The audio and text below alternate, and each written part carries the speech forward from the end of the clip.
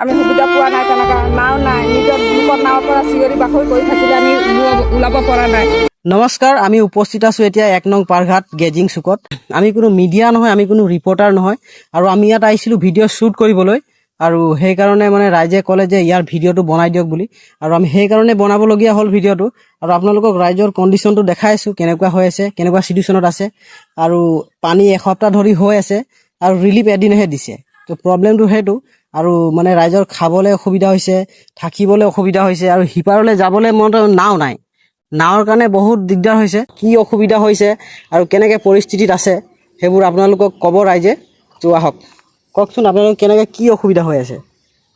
আজি এসপ্তাহ হৈ গ'ল, পানী শুকা নাই, ৰিলিফ দিছে, দিন দিছে, ইমান ভালকৈ সুবিধা পোৱা নাই। সৰু সৰু ল'ৰা ছোৱালী, ৰাস্তা নাই, নাও এখন নাই। তো এসপ্তাহ ধৰি পানী হৈ আছে আৰু ৰিলিফ এদিনেই দিছে। এদিন দিছে, আজি দিয়া কথা আছে, তাকো দিছে নে নাই তোমাৰ এতিয়া স্কুল যাম তেতিয়া গম পাম।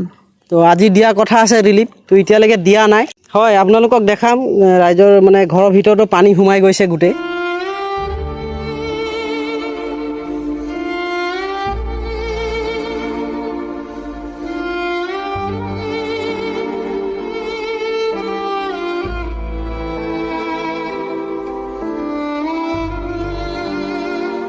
গৰু আমাৰ এটা মৰি আছে, তাক এটা ঘাঁহ কাটি আনি দিম, তেনেকুৱা এতিয়া কৰিব পৰা নাই।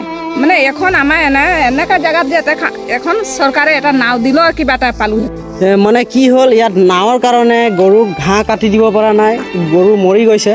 তো গৰুটো দেখাইছে আপোনালোকক, মানে বহুত বেয়া অৱস্থা এইটো চুকত। আৰু পাৰিলে আপোনালোকে ভিডিঅ'টো শ্বেয়াৰ কৰিব। আৰু এইজনী আইতাজনী পূৰা বেমাৰ হৈ আছে, আপোনালোকে দেখিবলৈ পাইছে। আইতা, আপোনাৰ বেমাৰ কেতিয়াৰ পৰা হৈ আছে? 3 দিন হৈ গ'ল।